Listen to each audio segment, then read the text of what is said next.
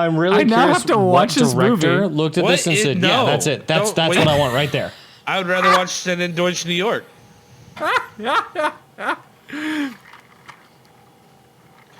He's like hip hop macheteing everywhere.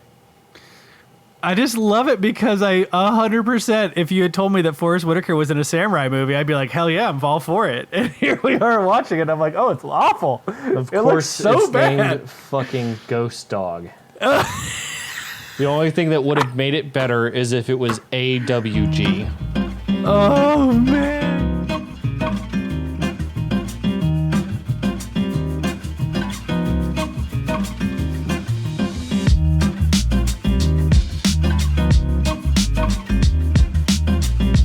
Does everybody have a drink? Yep. Is everyone ready? Yep.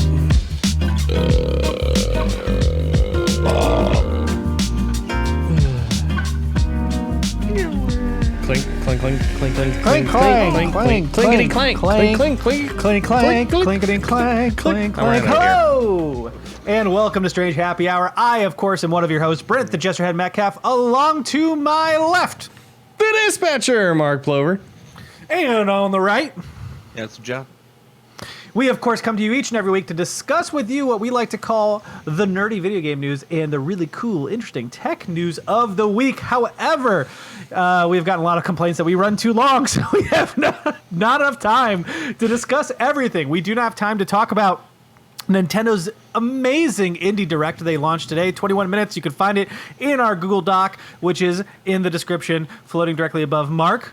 But they killed it. They announced a lot of cool stuff, including a short hike. You can check it out on Switch today. Play it. It's enjoyable. Chew it up, spit it out. Move on with life. We can't talk about the fact that I had some of the. There was a really cringeworthy tweet from E3's official Twitter account that they had to pull back almost immediately today, and it probably means E3 is canceled for good at this point in time. We also don't have time to discuss how Sucker Punch Productions is adding a free co-op mode to Ghost of Tsushima this fall. Sounds dope. Yep. However, we do have time to discuss what we like to call on this very show each and every week as we gather together amongst ourselves in our quarantine bunkers with our alcohol to clean our insides. The important shit. The important shit, indeed. John got really close to that camera.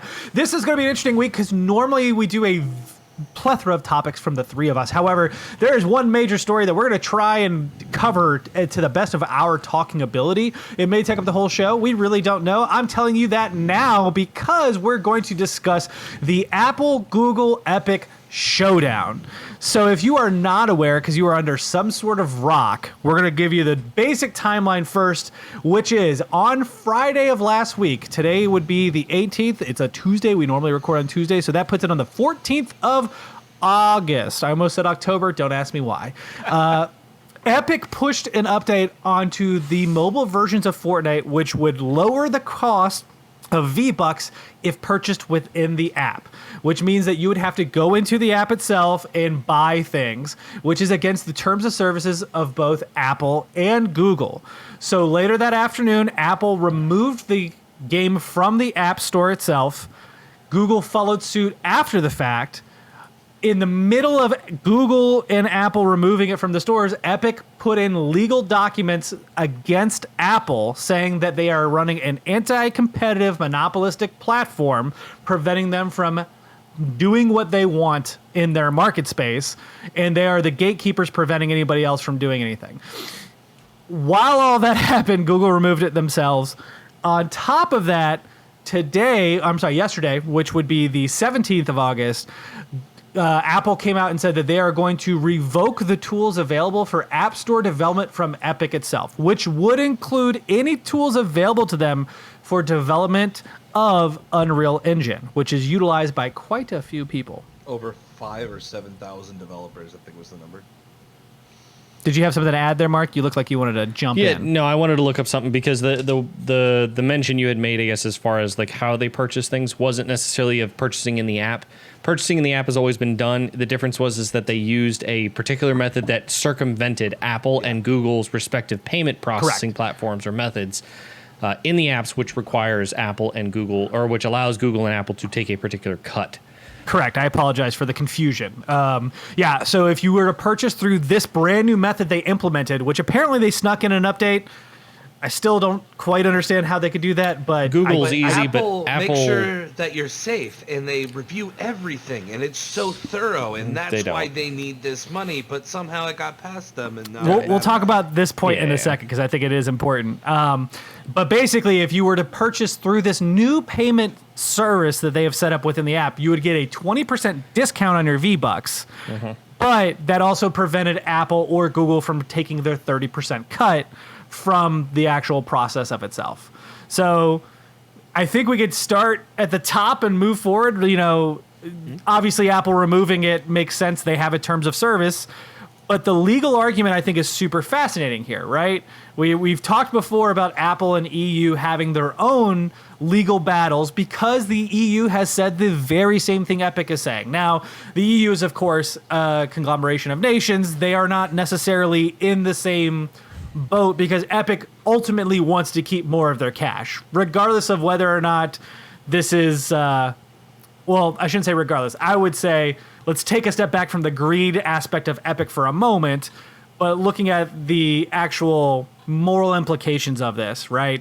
Their argument is stating that Apple has so much control over a market space that is ultimately supposed to be this futurescape for multiple industries to interact with a consumer, that they are completely taking away any sort of competition because you have to appease the Apple gods. If you do not do what they say, you will lose out. And we have discussed this in the past where Hey, which is that email thing. I posted Hey in our Discord. This is a stupid story. I posted Hey in our Discord when I was talking about the company.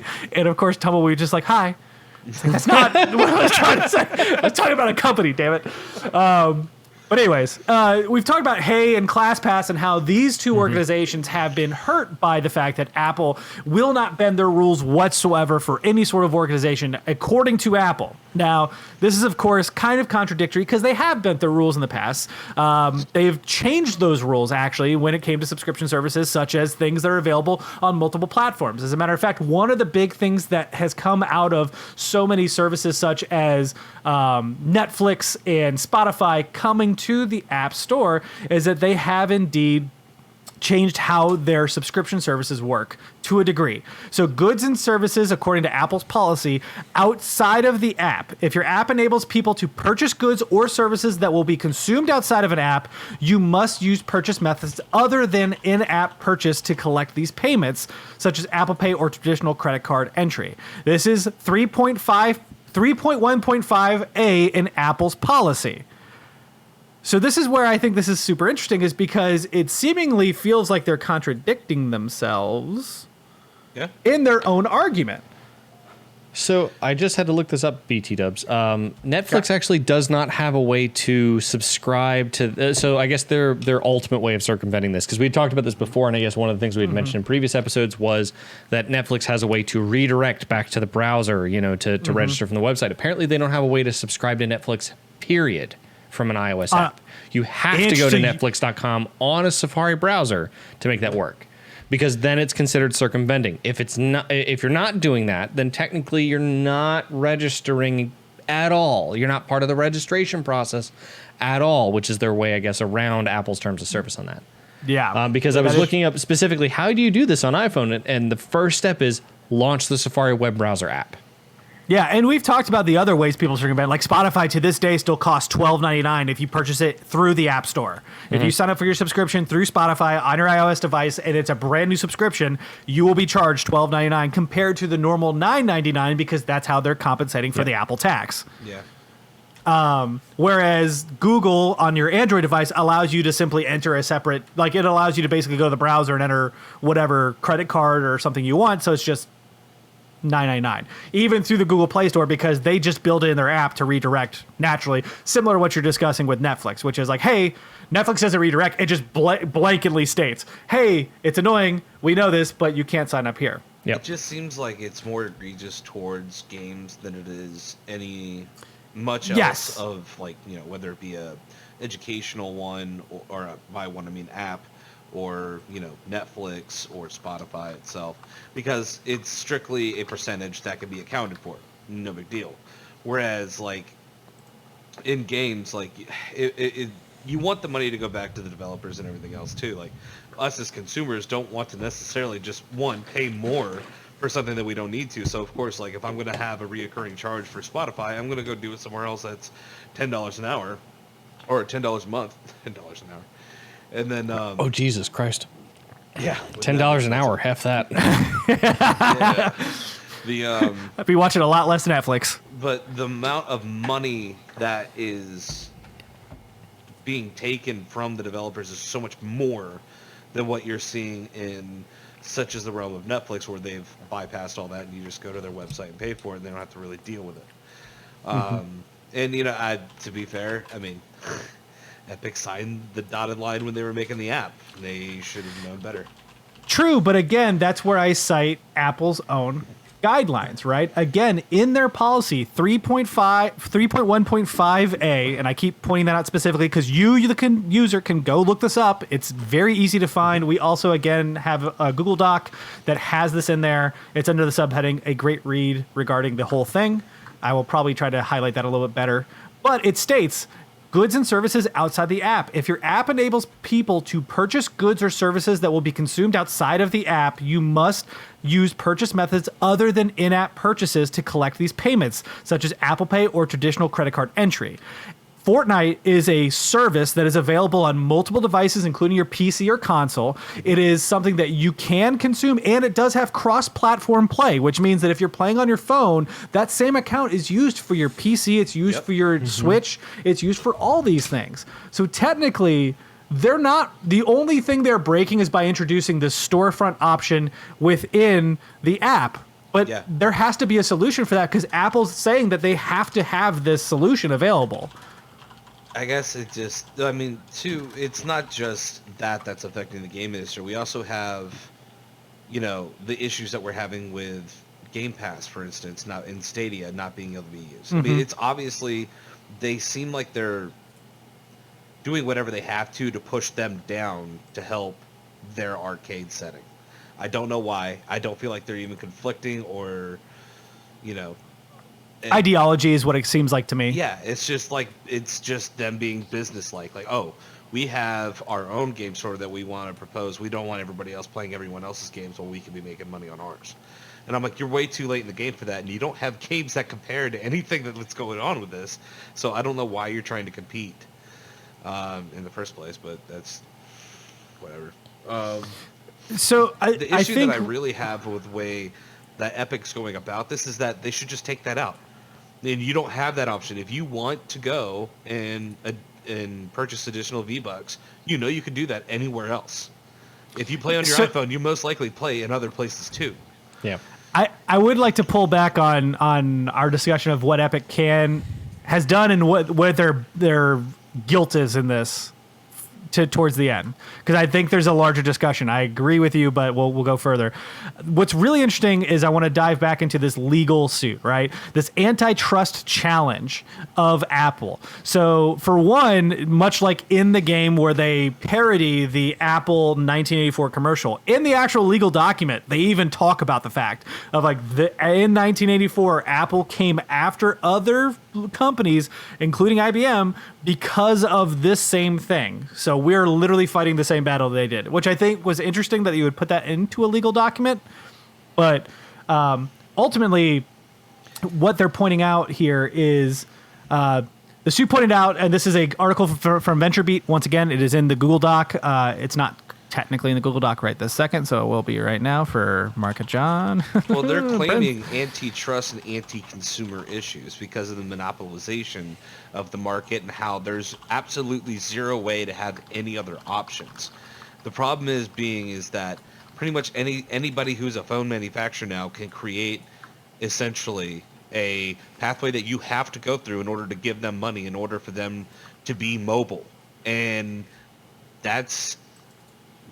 it's not necessarily wrong, but it doesn't feel right at the same time.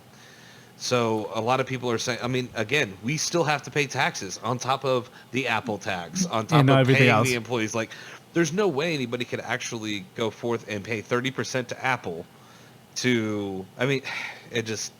I feel like their marketplace, though there are a lot of phones, I don't think their marketplace value is that high. I just don't. But at the same time, that's what they set their standard to, and if everybody's going to sign up for it and do it, that's on them. But again, this is why I said earlier that someone like Epic, a big company, is going to have to stand up and say, yeah, screw you, we're not dealing with this. But the ramifications are starting to get out of hand. So there's a lot of interesting points you brought up. Oh my God. Jaeger has talked on their Discord quite a bit. I've talked with Tumbleweed and Jaeger a lot. Again, you can join our Discord. You will find the link in our description. Mm-hmm. You should 100% join because this entire topic's the perfect example as to why you would want to. There's been a lot of discussion there. But we were discussing it earlier on, and he brought up an article that pointed out, like, when you're talking about the actual revenue of the income necessary for anybody to be successful on mobile, it really does take quite a bit. You have to be within the top, 300 or so. That means you're making over $200,000 in revenue, and that allows you to hire another employee on for $40,000 a year, which is obviously not a salary that's reasonable. You wouldn't hire on an employee working at a digital company for that low of an income. So realistically, you double it. Let's say, $400,000 is the annual income you're taking gross after the Apple tax, by the way. Like, this is after everything. You'd have to take in $400,000 to hire one other employee. Like, that just proves the point you're saying, which is like, this is kind of unsustainable. If it requires that much income to come in to literally hire just one other employee, then it's not really a good market space. It requires everyone to get out there. And technology is unstable in general, despite the fact that we have all these wonderful things. We're literally using it to have this conversation. Yep. It's no excuse to just allow the market space to be that way. We can enact change, especially when a multi-billion-dollar company is the one who controls that market space, just to make themselves more billions. We can make our own phone, right? Everybody, I need you to pull us together.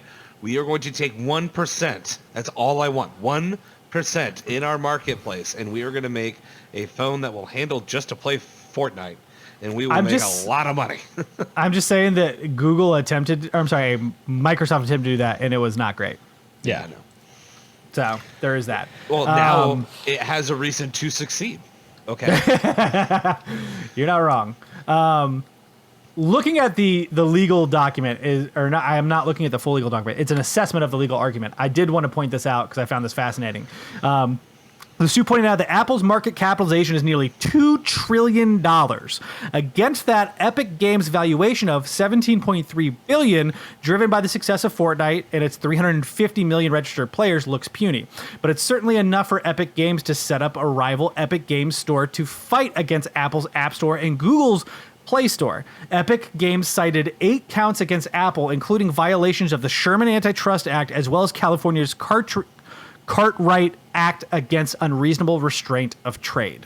So they are literally going after actual legal arguments to try and bring it into a digital space, which, quite frankly, I don't think we've had successfully argued or litigated as far as I'm aware. I could be wrong here. Technology, for the most part, it's either been black or white. There's a lot of fuzzy stuff going on in this situation, which...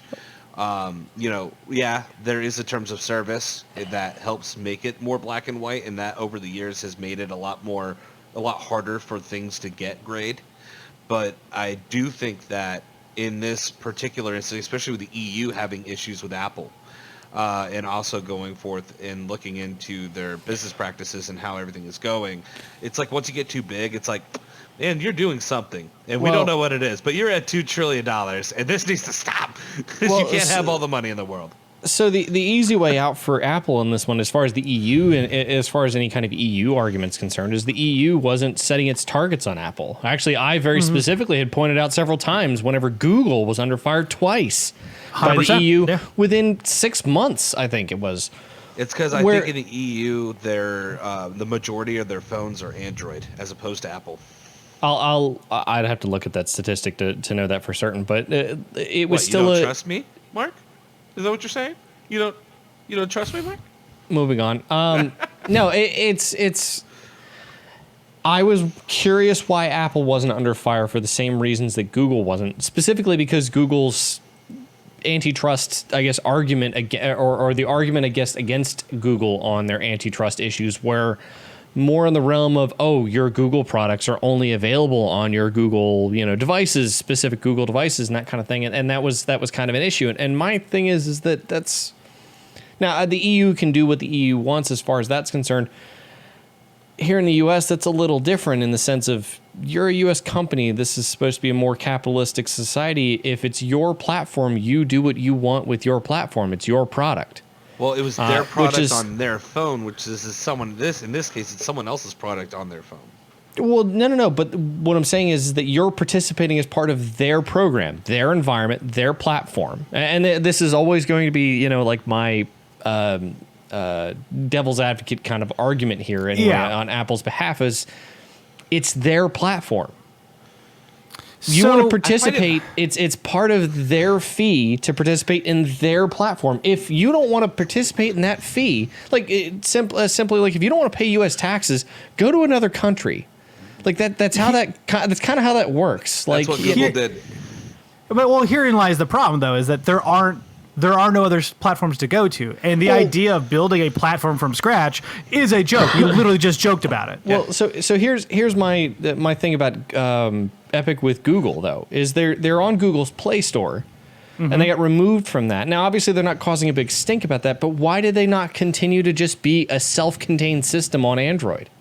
Why did they decide to join Google Play Store? Because you can circumvent Google Play Store on Android devices all day. So they specifically pointed this out when they moved back to the Play Store, which was Google actually, with the way Android works, is that it has a bunch of alerts that are saying this game is unsecure because you're downloading it from a website or from another platform. So Google's practices specifically push against them trying to release their products otherwise. They can release it for free. Sure, it's available, but the practices that they put out there prohibit other, like any sort of actual ownership or people wanting to get into it. And I understand the reasoning for that because that particular message that particular warning that you're talking about pre-existed Epic and and Fortnite by nearly a decade. See, I mean, I have a problem is if these things were a physical thing being sold in a store, most of the time they are said by the person making it, whether it be the developers, publishers, or whatever. Paper towels, for instance. I have a roll of paper towels from, Braun or whatever. And every single one of these on an individual basis should be sold for at least a $3.50 or more, based on whatever the store can handle. Like a Target in Valentine will handle differently than a Target at, Harris Teeter or at a Concord, because you have different parts around Charlotte. By the way, for those who don't know. Yeah. But at the same time, like the manufacturer of them determine the minimum sale of a lot of these products. Whether it's, I remember video games are the same way. There was a minimum price, and the store would bump the price up to make a profit. Here, it's not that way. You have to set the price, and then they just take whatever they want out of that price. And so there's no advertisement, there's no risk, there's no reward in this marketplace that you would end up getting from a physical store marketplace. So we're running into a difference of how people interact with stores and marketplaces, even in different demographics in the same area. So it's hard to imagine, like, just being able to sit back and earn 30% just on having a store and me going, oh, I checked through your stuff and it's cool. I mean, I'll equate this somewhat to the car market. Car companies, like manufacturers, produce cars at a particular MSRP, the manufacturer's suggested retail price. But you never actually buy that car at that price because you never buy it direct from the manufacturer. And that's an agreement that they make, for example, with dealerships. Dealerships, on the other hand, will put anywhere between a 30 to 50% markup depending on what the car is, if it's got a particular value. The Dodge Demon and the Hellcats, whenever they came out, were of particular note to the point that Dodge actually had to amend their contracts to say that you couldn't sell this car above a certain value or they weren't providing them. And that was something they had to do to fight that. But the problem is that's the market space. Yeah. If the dealerships are going to sell them, the dealership themselves is amping up the price to make a profit. They're having to do stuff to make the profit, whereas Apple is just saying, "Give me your money." But they're not. That's the thing. The dealerships are literally making the money off the fact that the car is the car, and that's it. I also want to point out that the manufacturers had to change the rules. That's the point here, is that they had to change the rules to ensure the market was stable. Right, but the difference is that's an open market for them to do so against. Realistically, you're participating in Apple's market. It's a closed system from the beginning. They had to regulate. Right. So what I'm saying is that you're going to require you're going to have to require the federal government to regulate it in the first place to make that worth it. Well, we already have laws based on antitrust and anti-consumer practices. Here's part of Epic's argument, which is Apple's devices have become indispensable tools of modern life. So consumers have to have these devices, which means you have to participate in their market, whether or not you want to or not. Until you make internet a utility. I'm sorry, but I think that has to happen first. But. I was going to reference electricity, which was a big thing where we had open market spaces for electricity until it got to the point where the government had to step in to regulate. Now, whether or not you can argue that's the better option here, they did come in to bring the market prices down because prices got too high in various areas where electricity consumption got large. So it's because they were gouging people who could pay for it. And there's again, an argument. That's where we're at right now, is that they're gouging the big guys who can pay for it and still make a massive amount of profit. Not even just the big guys. That's the thing. Well, this decision and everything that goes along with it isn't just going to affect big people like Epic. It's going to affect everyone. All of these developers are going to have different set of rules by the end of this now. Yes. And I'm glad that of all people, or not all peoples, because they're whatever, of all corporations, it was a big one like Epic, because without that kind of backing, this would fail and it would create a bad precedence that would not be easily recovered from. Yeah. And man. Sorry, I'm reading through some of these arguments that are very interesting to me. It's not the one I was talking about, though. Yeah. I'm listening to both, motherfucker. Finish his thought. No. Good. No, but like I guess I understand the arguments on every side, and the thing is that until a judge rules in that favor, just like they did with the electric market and whatever, the 100%. Difference is, and again, I will still come back to the idea that the difference is that those are free markets. Those are considered capitalistic free markets where when government regulation comes in, that's a different thing. Here, if the government steps in and says, no, Apple has to provide this as an available thing, like for example, electricity. If a company decides to step into electricity and participate in the market, then they participate in the market. Like they become a competitor. Yeah, I wish that Google was the case. is the only other competitor as far as other availability as far as where to publish your app. You know, which is part of Apple's argument. Monopolies. We have monopolies in data, where in certain areas you can only have Comporium, and you can only have Comcast, and you can only have this. So we do actually have what's called legal monopolies, and it's bullshit. And 100%. Internet is starting to become that way, which is the only reason why there's been a far cry for, having a government standardization of prices and whatnot. But electricity is the same way. You look at Duke Energy, almost everything is a subsidiary of Duke Energy. Almost everything. There's I think only 2 energy companies. Similar to how there's only technically 4 mobile carriers. Yeah.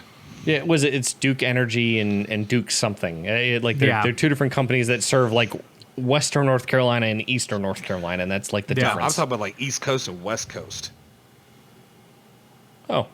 Yeah. I mean, it's massive. You look at all of the little companies that are a part of the big guy. Yeah, it's 2 companies. But it's PepsiCo. So getting back to the legal argument here, one of the things that Epic Games has pointed out is a similar argument that Apple's using, which I find hilarious, which is Apple saying that they do have competition. Their competition is Google. Google has a larger stake of the market share, so therefore they're not the entitled individual here. Exactly what Epic is saying, which is it's only slightly larger and you share business practices. Yeah. So it's not really much of a difference. It's literally being hit by 2 really big people. At the same time. Once again, Google does have ways around their services. You don't have to load an app through the Play Store, but they have things built into their system that, like you said, Mark, have been there for literally 10 years, but they haven't changed them. So therefore, it's usually off-putting to the individual who doesn't understand how these things work. But there's a reason why, you're talking about that specific warning message that pops up whenever you pull in an unapproved thing from the, and install an unapproved app from the Play Store. The reason for that is, of course, because there was a wild west of, unapproved apps that were out there that you could download through your browser through other marketplaces that were containing viruses, tracking software, whatever it was. And there's a reason for that, because the majority of the market out there of people who are installing unapproved apps is generally because they're malicious in their nature, like unless you're downloading some rip of another app, which again is still malicious in some extent. It's just not towards you.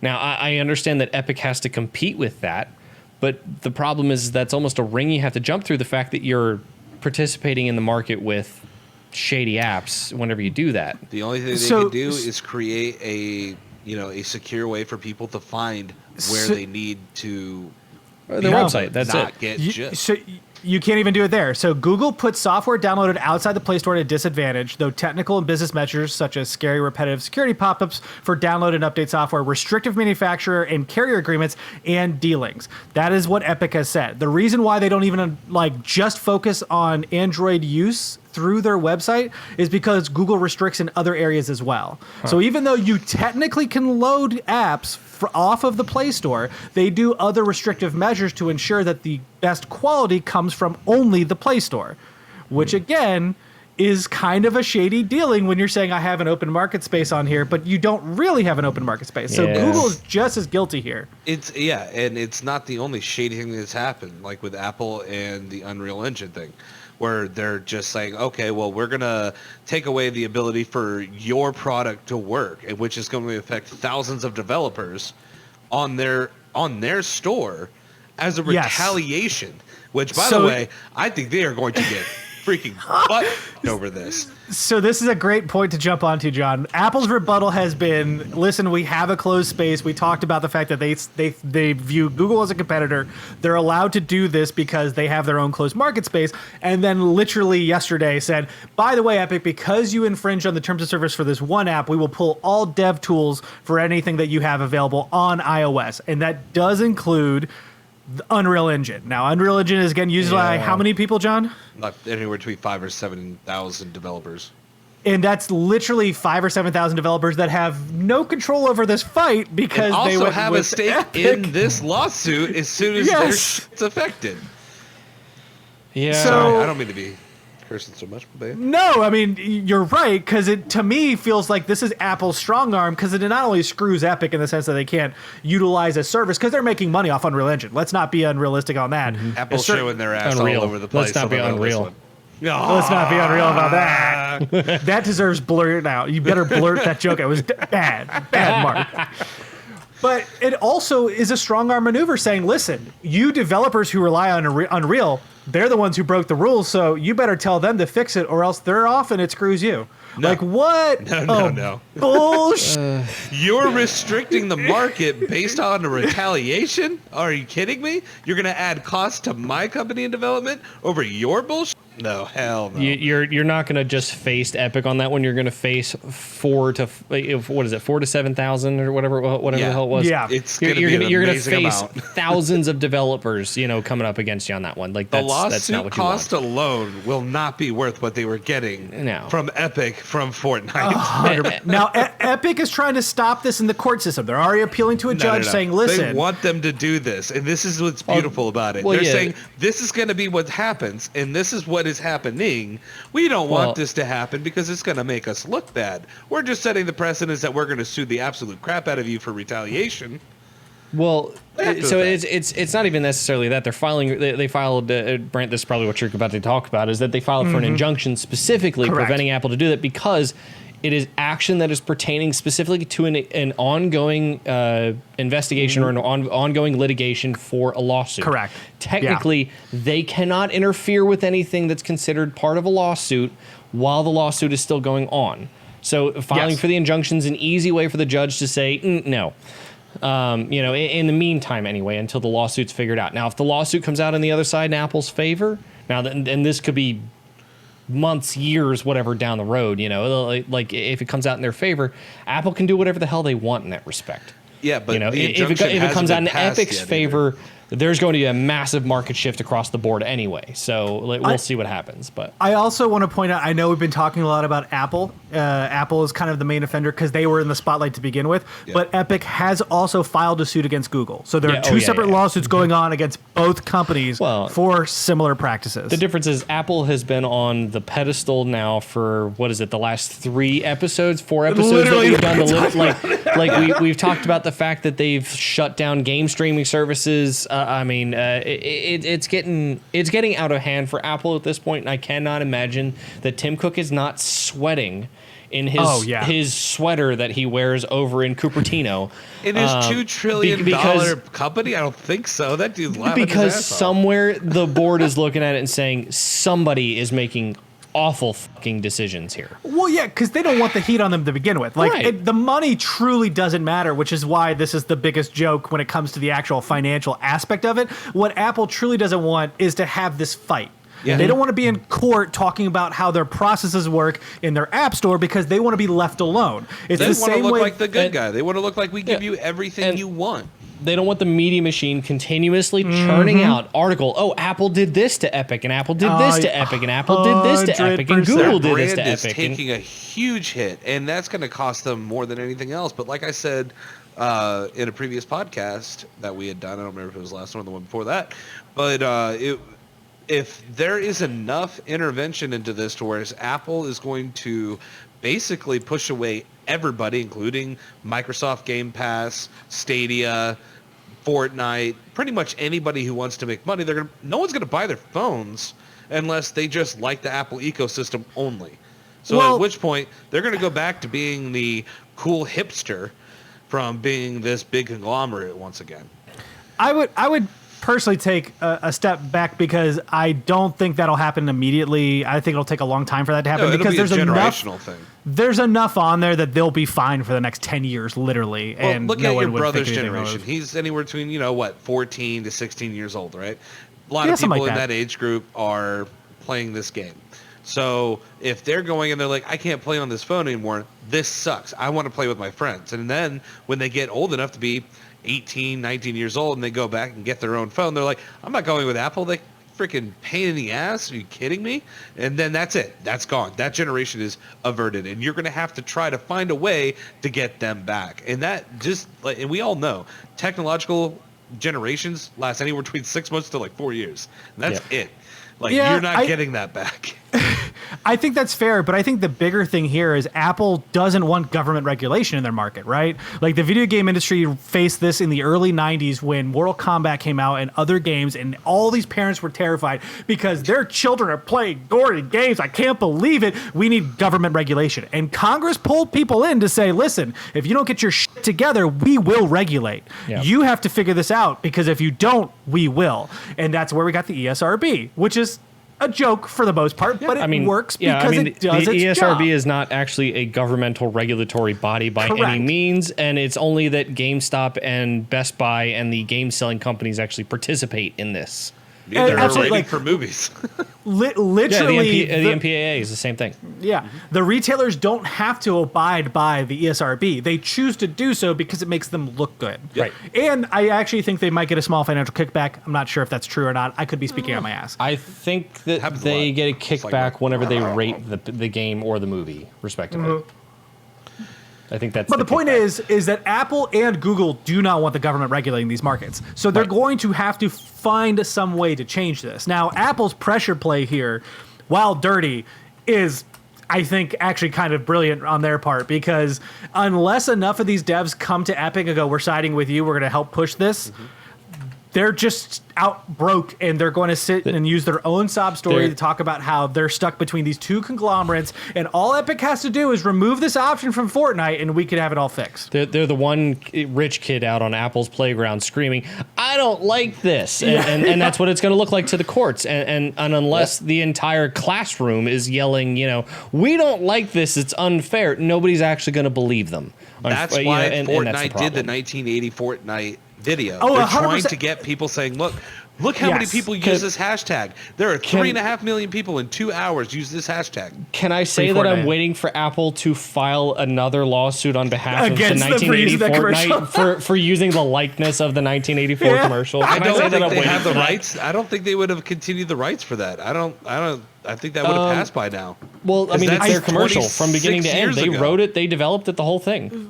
So here's the thing, though. When it comes to parody, as long as enough is changed, you can argue that parody covers this. Yeah. So I don't think they have a legal grounds for it. No, and there was certainly enough changed. Like there was a part where the way the people looked and everything. I mean, it's actually really done really well. If you haven't watched it, you absolutely need to. I also want to believe that somewhere in a room, Tim Cook said, we've got to sue them back for this. And some lawyer chuckled and said, no, you can't.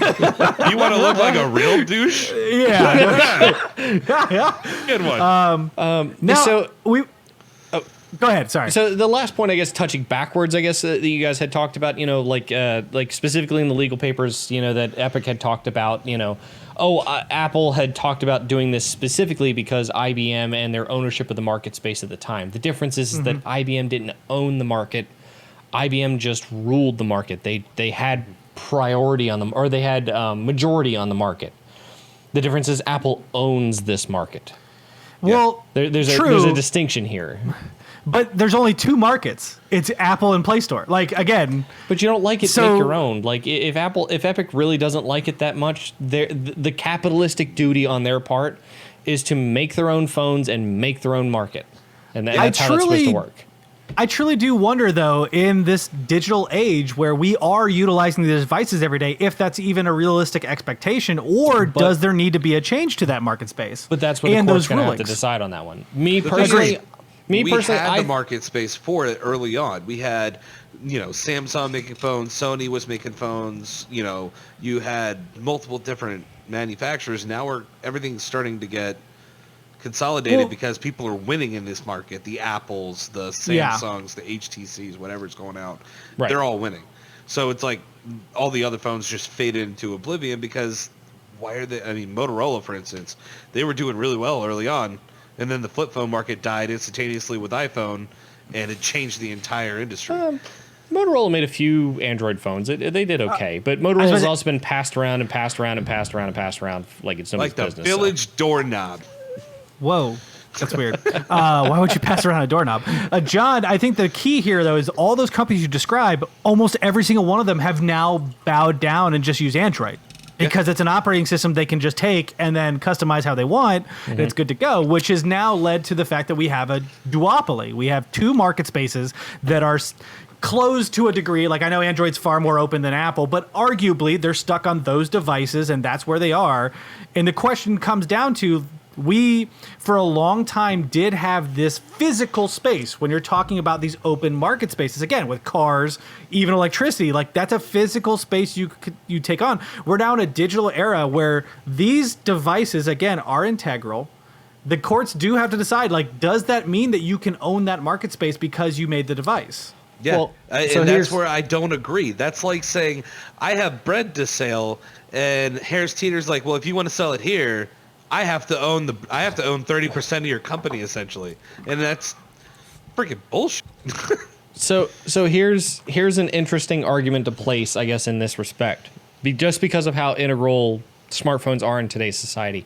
Now, granted, smartphones only occupy, I think it's just over the majority of people who have cellular phones. But at what point do smartphones specifically, become a utility device? Yeah, I think that's a great question. it's because coming down to we've terms, and they will know they're going to be pissed when this because conversation comes it's up. much more than just a 911 I need help kind of device. It's a lot more than just like I'm making phone calls or sending text messages for shits and giggles. No. I'm checking my bank statements. I'm modifying my work timesheet. I'm checking my schedule. I'm doing this, that, and the other with it. It's not so much a device anymore of, it's just slightly more convenient to do this. No. To some extent, it's necessary. It's not a television. It's not arguably even a PC, because it literally covers all of those things and more. And we've argued on the show quite a bit about internet at this point in time needs to be utility. We need to push for these things. So I do think that, I'm not saying that Apple has to become a public entity and we need to transfer over, but we have to come to some sort of decision. And it doesn't have to happen today, but it will be happening in the future quicker than we can imagine, of whether or not these are actual necessities. Right. Because you can't tell me as an employer or as an employee to another company that it's not a necessity when they require me to be on call, email, Slack, and everything, and I have to have a device that I carry around with me that has access to all those things that doesn't die in 5 hours. Thank you, laptops. We're in a pandemic, and some people don't even have PCs, but they have mobile. Correct. Phones Another great example. They're able to use for school or whatever it is they're doing. And it's like, how is that not important? How is that not a utility at this point in time? I mean, this pandemic alone has shown that we're a lot more vulnerable without this technology, and that as a government, we should probably start looking at making sure that we can solidify that everyone has the ability to gain access to it under all circumstances. It's almost like we had a plan and an organization and they were dismantled randomly. I know, right? While I agree with the sentiment that while I made it, but while I agree with the sentiment that smartphones probably should be considered a utility to some extent, the difference is that nobody has made that push yet. I agree. Oh, yeah. You're right. Like the fact that again, you can't start that without internet first. There's no way to justify it. The only reason that cable became even considered a utility, or even over the air transmission of television stations became a utility, your basic channels, is because your basic requirement for safety need, for example, like if you have hurricane alerts or tornado warnings or any kind of emergency broadcast, for any reason, those are broadcast over the air or on cable. And both of those are required utility services, which, fun fact, if you actually connect your coax up, there are baseline channels that you receive from your local news stations, regardless of whether or not you actually pay for coax service from Spectrum, from Cox Communications, from whoever, from anybody. Do you know what TV replaced? You go through Cox Communication? I got giggity. I don't. Okay, it's a dumb joke. Don't answer that. I had somebody try to pay their credit or their Cox Communications bill with my credit card once. It's the only reason I know that the company exists. But anyway, that's annoying. No, but I do have a question. What TV replaced?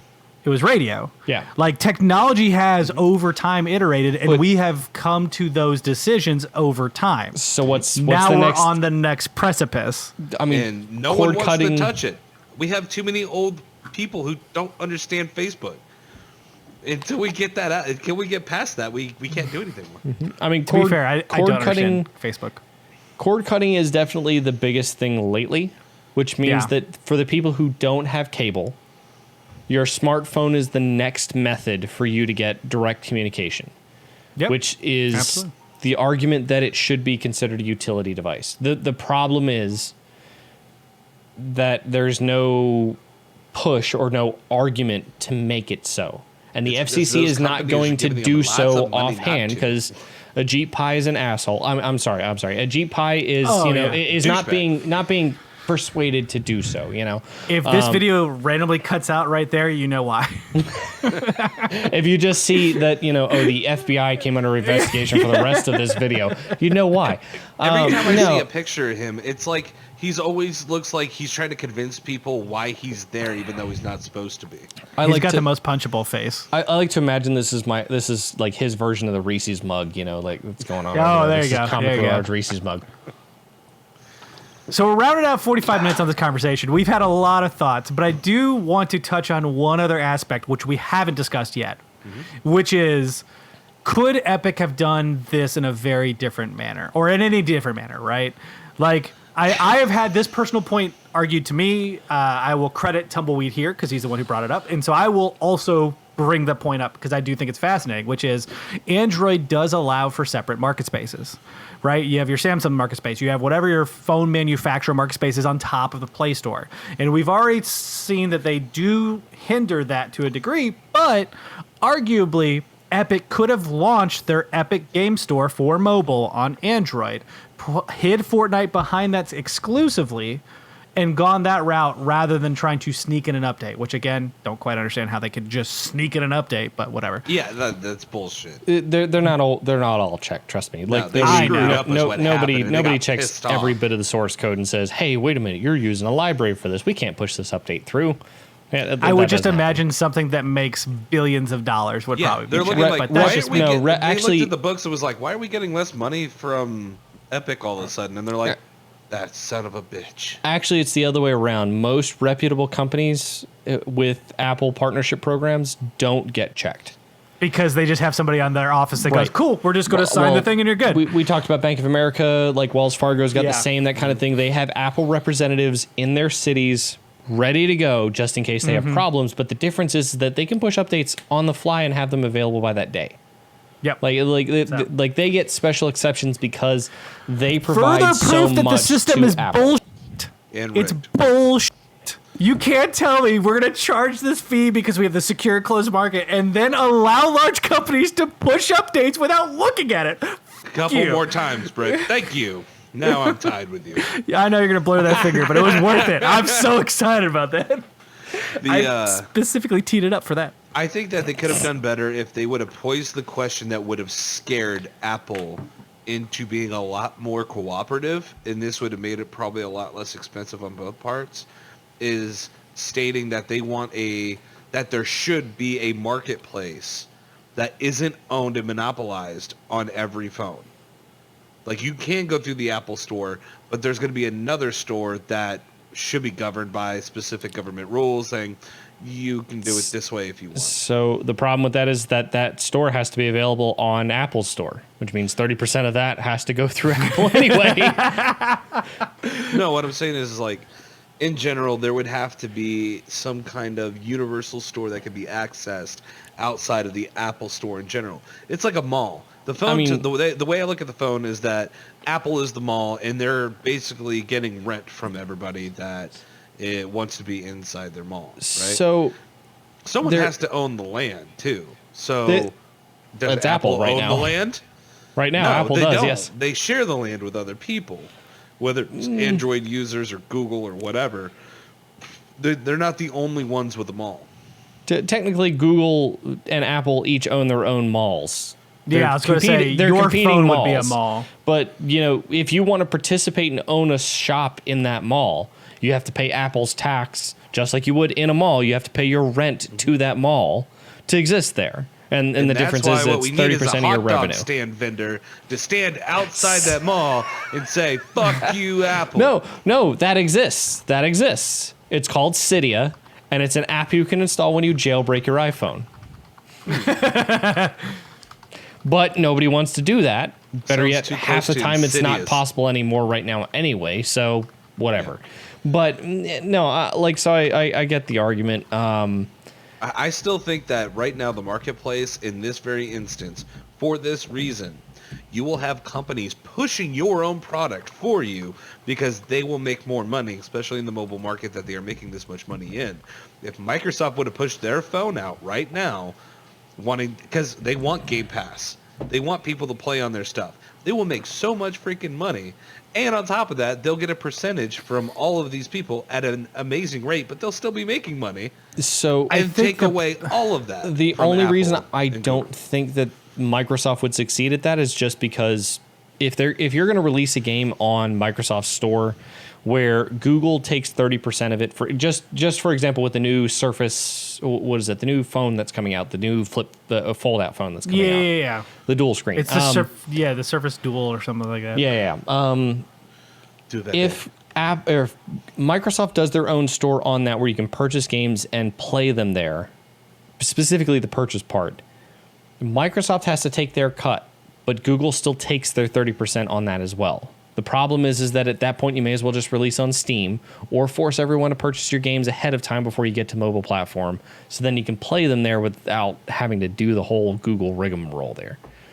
I also think that the financial aspect of cell phones is a big deterrent for anybody to switch, because you're talking about the average cell phone costs $1,000. When we're talking about smartphones, most people put them on payment plans. They're tied in them for 2 years. An average individual does not have enough cash to just pay off a contract so they can move to another phone. It doesn't have to. It can be a $1,100 right here in my gradual hand. thing.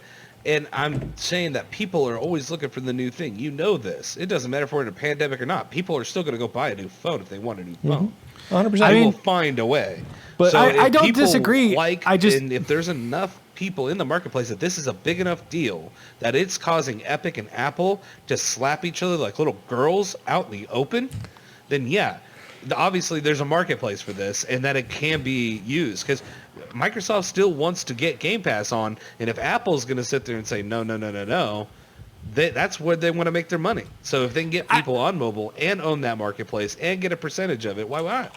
I don't think Microsoft cares enough about Game Pass to be on iOS, because simply they'll just put it on Android until Apple caves, because their hope is that over enough time Apple cave, rather than spinning up the production to build a cell phone, get the OS, get everything set up that's not Android based, have it, make sure that it's manufactured and sent out to people, and make sure it's sold. They don't have their own store, so they have to rely on other providers such as Verizon and AT&T. There's way more moving parts than saying hopefully Apple will change their mind in the future, but until then you have PC and Android.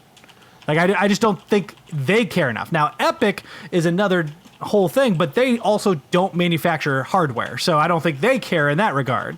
The problem is there's not enough people in the space to care. Right. The smart thing that Epic is doing is getting the side of their consumers. And doing that 1980 Fortnite video was by far probably the smartest thing that they did, in my opinion, and the most creative. And it was definitely the most creative. It was very good. It was super solid. I'm a fan. Yeah. I'm a fan of a good play. But to be fair, I'm not necessarily on the side of Epic. I want to point that out too. We all understand Epic is a billion-dollar company owned by Tencent. They're not a white horse in this regard. Not by any means. They're using their power to fight something that, whether or not, regardless, I shouldn't say regardless. This is something that I don't necessarily think is bad. What Apple, again, Apple owns the store. They own the product, and they're in their own ecosystem. They're doing their own thing. Most of the time, when you cut yourself off from that, you usually run into you're either a part of a niche or you're not as successful. But Apple somehow had made their brand so exclusive in the beginning and then made it for everyone at just the right time that it blossomed into a true trillion-dollar company. Yep. So they just happened to have this perfect storm that allowed them to get into the position that they're in. But in any instance, anybody who owns a store can control what they sell in that store.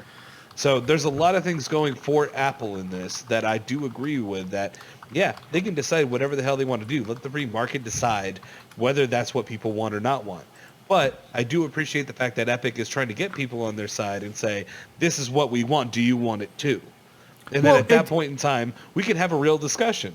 But until then, there has to be a real discussion with people who are actually involved in making these laws and rules to be able to say, we're in a technological age. Let's talk about how this marketplace is a part of what we feel it should be in this scenario. It's not a perfect analogy, and I don't want anybody to get offended by this, but the thing I do think about a lot is the civil rights movement, where people broke laws to affect change, right? Yeah. I'm not saying that Epic is here fighting racial, I'm about to say injustice, that's really far. Yeah.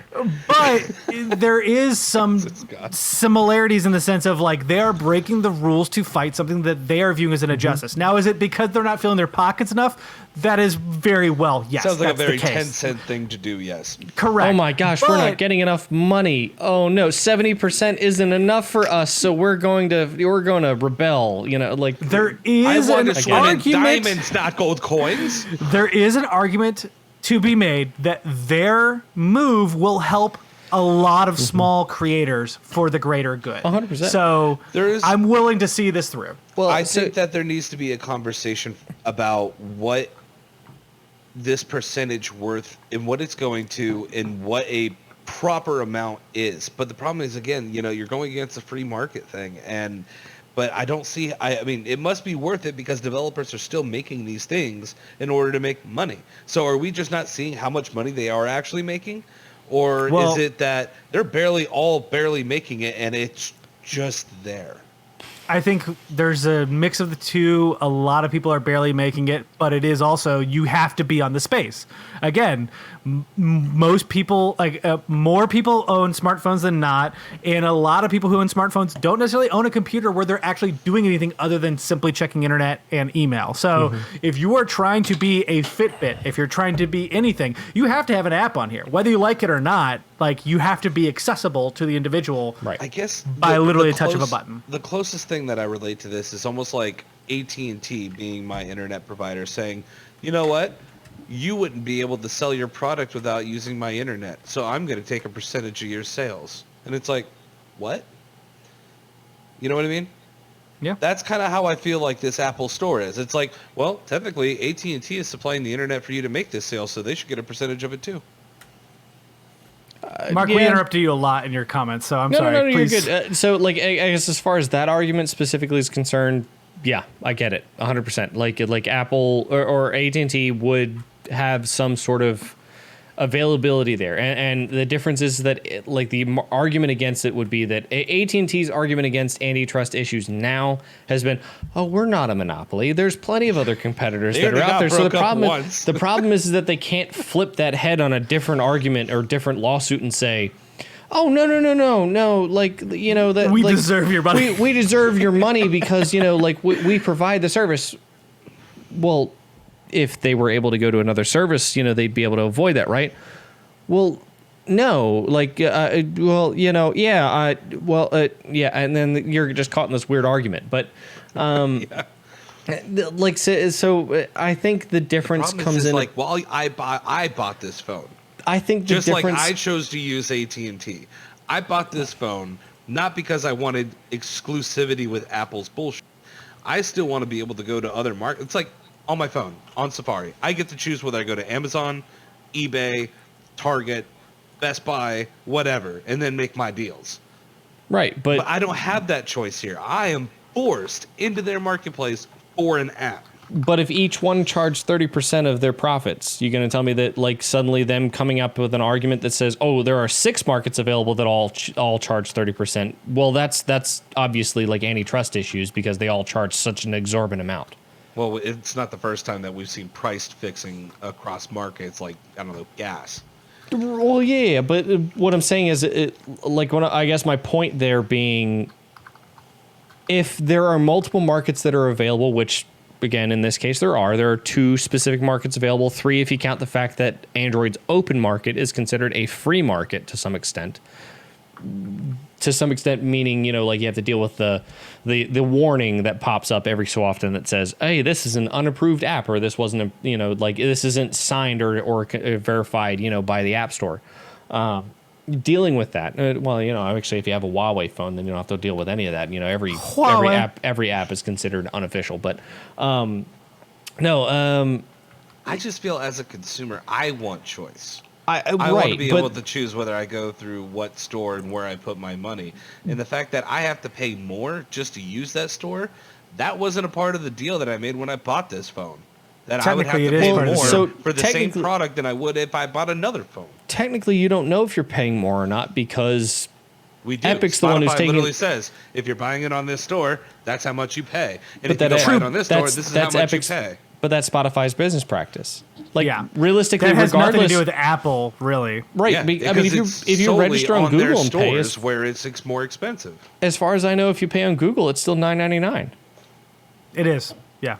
Regardless of the fact that Google takes 30%. I can't use Google.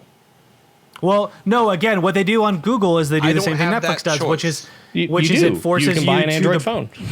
Yeah. Fuck you. Which is I can't. It's $1,100, and I can't. That's stuck to be for 2 fair, years. you're advocating for that practice, John, and now you're saying that you can't. I'm stuck. I am, like I said, I'm so conflicted. It's not even funny right now. Yeah. But I do enjoy a free marketplace, but I also want freedom of choice as a consumer. So it seems like we're not getting both, and that's where my confliction is. You're not going to get both, and that's the problem. Like, if you want to eat it too, asshole. I'm an American, and I do what I want. He also wants to eat ass too. Yeah, right. Yep. No, so I guess Brent. You comparing me to Alex Jones? Whoa, You son of a bitch. I did not. I just said you want to eat ass. That is a typical American thing right now. I did not come know on. this. John, you're not turning the fucking frogs gay, okay? Come on. Turn the frogs gay. Anyway, no, Brett, to come back to like your original question to us at that point. Oh God, no! I'm laughing too hard. I forgot what I was even going to say at that point. Sorry.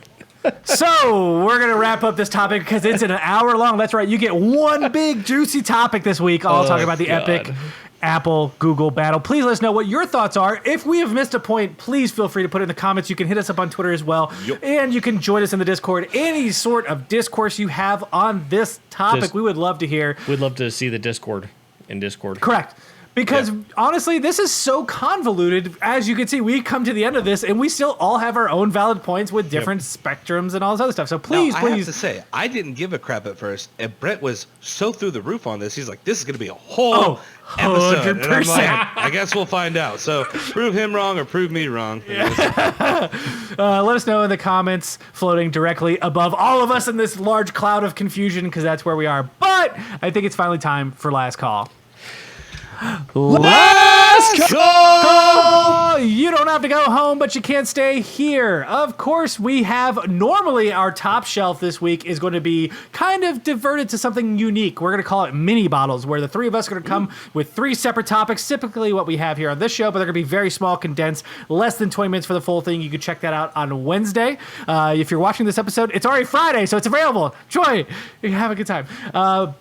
We, of course, are in our own separate bunkers, drinking our own special guests. So I'm here enjoying my usual. My normal vodka was out, and I was really upset about it. So I had 360 vodka. It is purified 7 times. Are you And I just have drinking a tonic cup in of here. vodka? It's a vodka tonic. I got 2 Okay, I was limes about in to say, there. we're gonna That's have how to you have a know. conversation after this episode. Jesus Christ, bro. Also had some Jameson before the show with John and during the show. What are you drinking there, Mark? I'm actually drinking. I had to look up the name of it again. It's called a Blue Arrow. It's supposed to be a cocktail kind of, or a cocktail drink, but it's like 2 parts gin, 1 part triple sec, 1 part blue curacao, and half part lime juice. Interesting. It's very refreshing, but it being specifically like a martini glass kind of cocktail, it is very strong. Yeah, I can tell. You said 2 parts gin. I was like, oh. It's a good night. It is very strong. Mixed, of course, inside a shaker cup, with over some ice. So there you go. What about you there, handsome John? I'm actually drinking a couple of things. I spent all day today in the sun, hence I'm sunburned, playing golf. So I'm hydrating. So I'm drinking this delicious aloe vera Fuji apple pear, and it's actually really delicious. It's called Aloe. I totally recommend it. It's freaking delicious. And sparkling Fuji apple pear drink that I don't even know why. Man, Fuji apple pear is really just starting to become. I just didn't realize we had tumbleweed on here being a bitch on this show.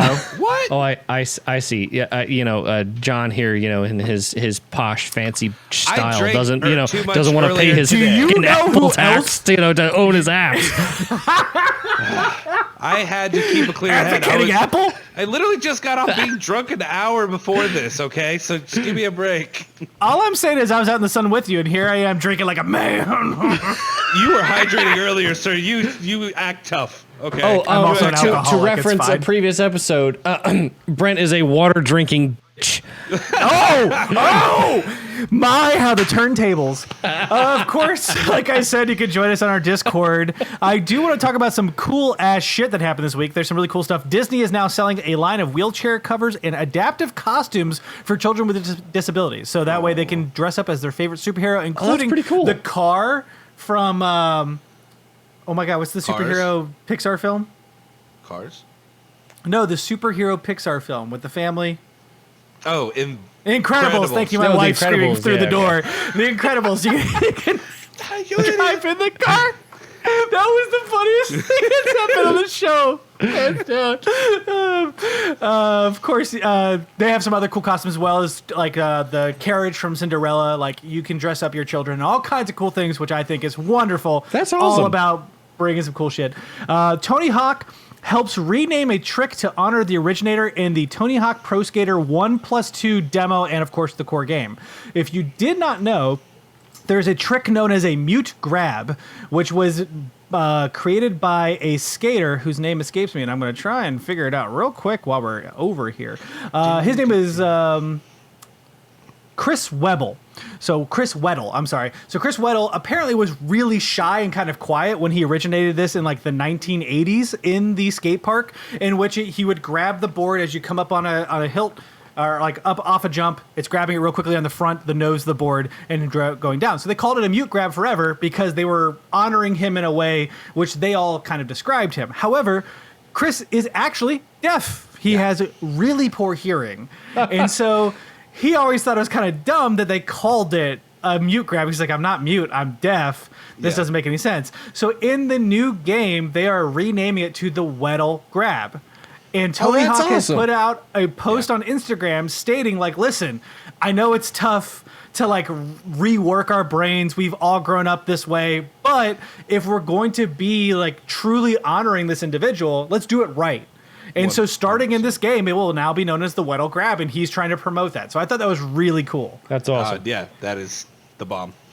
Yeah, there's a great Twitter thread along with screenshots of his posts and someone else doing some analysis on other things in skate culture. Really, really worth looking into. It's difficult to jump through all the hoops. Like, I know that it's hard to not insult individuals, but it's also important to be open and understand why they're insulting and figure out ways to just relearn your language, right? Yep. It doesn't hurt to be open to other people's... many of things this generation. 100%. I've had to change my vocabulary like 3 times. Correct. Yes, especially on this show. The last thing I want to talk about of cool-ass shit is Fall Guys. So if you don't know Fall Guys, it is the brand new BR that's all platforming awkwardness. Wonderful, released on PlayStation and PC recently. Because they are rising in the ranks of popularity, the Fall Guys developers have decided that they are going to use their popularity for good. So they have all these companies tweeting out at them of their various costume ideas, including KFC, Wendy's, all these other characters. So Fall Guys stated today on their Twitter that they will put in one costume for one company that is willing to donate a amount of money to the charity of their own choosing. So Fall Guys picked a charity, and they have now started an open bid on the internet where that's amazing. Companies can come at them and say, we will donate X amount of money to this charity if you put our costume in. And the current winner right now is at $130,000. It is a video game... $130,000. It is a video game company. Go away, pop-ups. G2 Sports. So, I'm sorry. So that would be it. G2 Sports is at $130,003. They put their bid in. They put in their costume, but the bidding will continue. So whoever decides to come in, I think what I really, really appreciated is that the Warframe developers came in with the starting bid of $20,000 to really get the ball rolling, and since then it's just popped off. Yeah. So what a great way to use your newfound popularity to help better the world. I could totally see Insomniac coming in and doing a Ratchet and Clank one. That would be. I would love it so much. But finally, of course, it's time for a question of the week. And though summer has not ended, we haven't done a question where we've kind of touched base on everyone. So, how is your summer of 2020? Lonely. Yeah. That's fair. No, I mean, I think it's fair. I mean, literally. To be honest, like everybody is trying to stay away from each other, rightly so. Everybody's wearing masks. I mean, I'm glad I get to see your beautiful faces on this Discord. Aww. But it's even working. Everything is very distant. People don't want to talk. People don't want to touch. It's fine.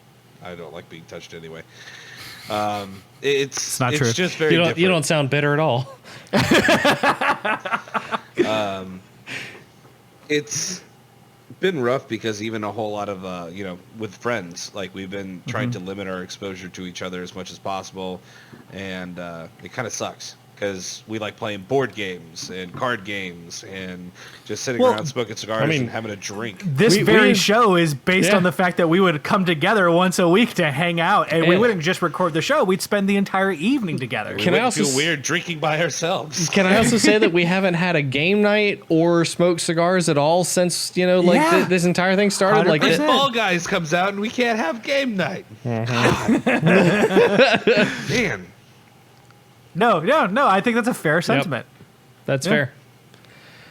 Is there anything else you want to add to your summer? Is it just lonely? And uneventful. Yeah.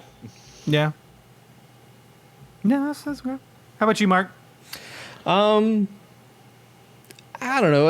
It's a little bit change-inducing, I guess I'll say. Like, one, I'm obviously in a new location compared to, like, you know, the set of the old happy hour. I'm now moved in with the girlfriend and officially, like, moving all of my stuff from the old house, you know, to the new house by the end of this month. So Should tell you to wash it How is first. that, man? the move's annoying because I have to. It's a ton of shit to go through. Yeah, well, but aside from the mood, like, are you happy? I assume you are 100%. moving because you want to move, not 100%. because you feel like you have to move. 100%. Like, I'm enjoying being here with her and being in, you know, like this I guess next step in our relationship, and you know, I'm ready for it. I'm here for Good. it. You know, so no, I'm Mark's glad growing that. up. I'm so proud of you. No, He can only masturbate half the time now. He only has to masturbate. Oh, fair. Sorry. Yeah. No, I'm excited for the move to be finished. I'm excited to like I've already called this home. This is home, you know, like this is definitely the place where I'm at. This is a place where most of my stuff is. This is the place where, you know, like I come back to relax and hang out with her, do my own stuff, whatever it is, you know, like, and this is home, you know. So this has definitely been a big turning point for me because this is also the first time I've ever lived with somebody else different like that. Lived with a significant other like that. So it's Congrats, man. it's a next step for me. So Yeah, that's cool. It's tough, but it's cool. I haven't All had about to it. do that yet. Thank God. Technically not true, but we don't need to go into that. My summer's been emotional, and I'm not going to share every detail here, but there's been a lot of personal stuff, specifically in the month of August. The month of August is a hellfire that just needs to burn and be over with at this point in time. I'm done with it. 2020 is a hell year that needs to burn and be over with. Well, for me to say it's been a hell month in a hell year, that's how bad August has been. So it's been a Double long hell. ride. But, you know, ultimately, I think the one benefit that I have had is, you know, I'm also in a new location, new home here with my wife. And I've been able to do a lot of stuff that has kept me occupied. Now, not all of them are great. Some of them are just video games, as much as I love video games. But also, you know, productivity. I've been able to work on stuff. My plan is to focus on The Office next. So those be some cool stuff behind me eventually. But ultimately, like, I also think back on, like, content. There's been some great content this summer. The Last of Us Part 2 was one that specifically not only spoke to me because I appreciate those characters, love that franchise, but, you know, during my emotional turmoil, it actually helped. It was very cathartic to play through that game. And It was stressful as fuck for me. it was stressful, but it's there's something in that almost punishing myself to get to the end. Like, it really helped me through some tough times. So there's a lot of change, a lot of it for good. It just took a minute to get there. So it's been a summer, but I think ultimately, you know, by the time we get through the end of it, I'll be happier. I'll be happier when we can all get together and smoke cigars. That sounds 100%. wonderful. Maybe we should 100%. plan something on my backyard once it cools down. I'm about it. So, but please let us know what your summer has been like in 2020. You know, it's been a stressful year for everyone involved. I think it's hard to deny that fact. But, you know, if you have some great stories, share it. If not, you have some painful stories, we'd love to hear that too. Honestly, we're very open. We love talking. There is absolutely no reason for you to withhold anything unless you personally don't feel comfortable doing so. But leave it in the comments floating directly above me. That's right. It's like a crown because I got the crown in Fall Guys. I will keep my bullshit going until the end. But until next time, cheers. Cheers. Ta-da.